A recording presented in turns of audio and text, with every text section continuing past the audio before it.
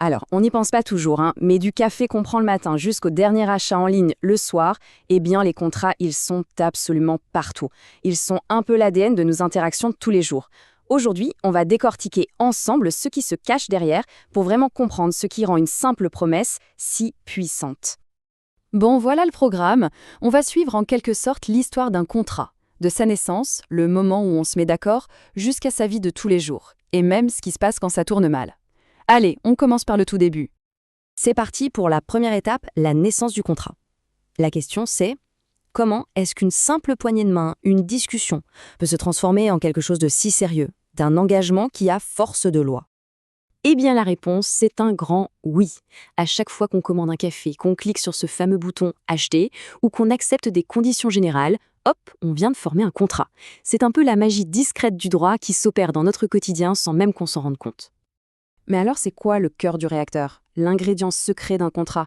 C'est tout simple en fait, c'est un accord de volonté.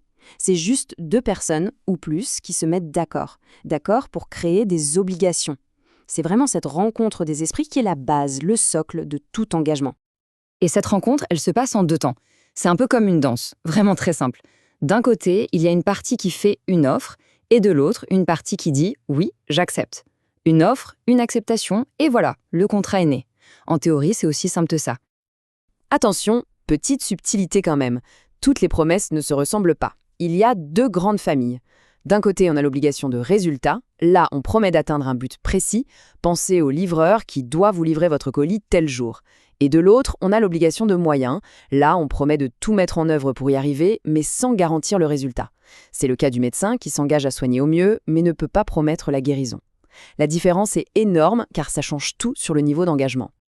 Bon, un accord c'est bien, mais ça ne suffit pas toujours. Pour qu'un contrat soit vraiment solide, pour qu'il tienne la route légalement, il doit être construit sur des fondations en béton, un vrai plan d'architecte. Et ces fondations, elles reposent sur 3 piliers essentiels. Pilier numéro 1, la capacité. En gros, il faut être majeur et avoir toute sa tête pour s'engager. Pilier numéro 2, le consentement. Il doit être libre et éclairé. Pas de pression, pas de manipulation. Et enfin, pilier numéro 3, l'objet et la cause. Ce que le contrat prévoit doit être légal, tout simplement. Si un de ces 3 piliers manque, tout l'édifice s'écroule. Alors ce fameux consentement libre et éclairé, parfois il y a des grains de sable dans l'engrenage. On appelle ça les vices du consentement. Le premier, c'est l'erreur. C'est quand on se trompe sur un élément crucial du contrat. L'exemple typique, on achète un smartphone en ligne, la description dit neuf, mais en fait, il est reconditionné. Si le fait qu'il soit neuf était la raison de l'achat, alors le consentement est faussé et le contrat, il peut être annulé. Le deuxième vice, c'est le dol. Et là, attention, on monte d'un cran. On n'est plus dans l'erreur involontaire, on est carrément dans la tromperie, le mensonge organisé. Une des parties utilise des manœuvres, cache une info vitale juste pour faire signer l'autre.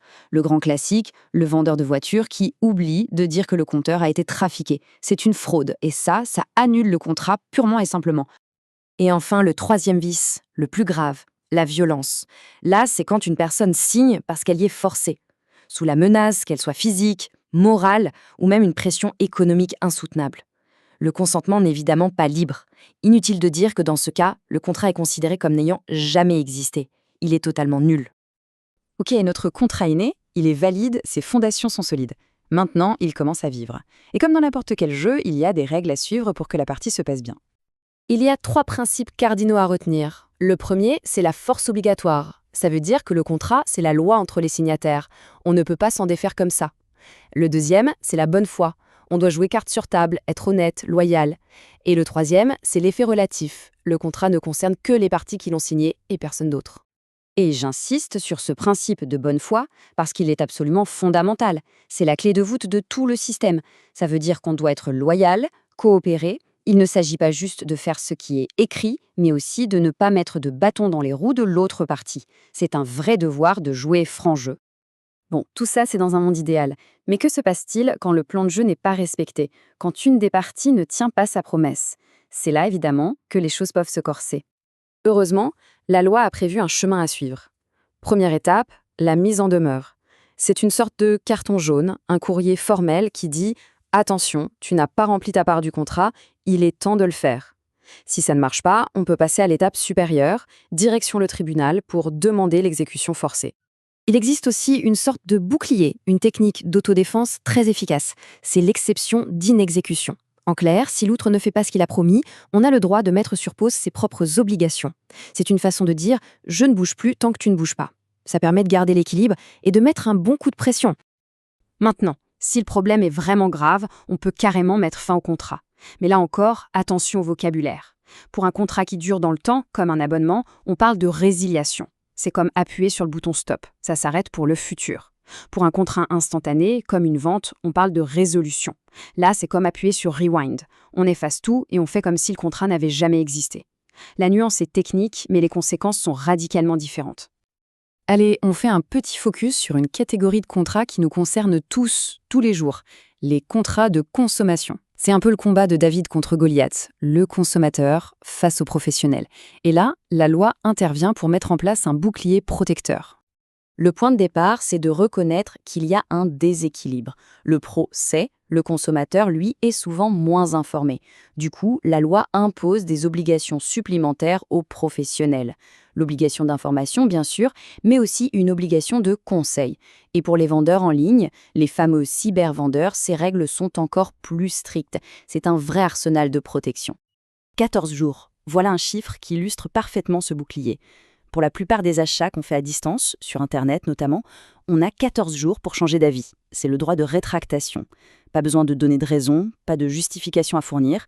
On renvoie le produit et c'est tout. C'est un droit absolument fondamental aujourd'hui. On le voit bien, un contrat, c'est tellement plus qu'un simple bout de papier. C'est le mécanisme de confiance qui fait tourner notre société. C'est une promesse qui a le poids de la loi. Alors, la question qui se pose maintenant, c'est la prochaine fois que ce petit bouton « J'accepte les conditions » apparaîtra à l'écran, est-ce que les petites lignes seront lues avec un regard un peu différent ?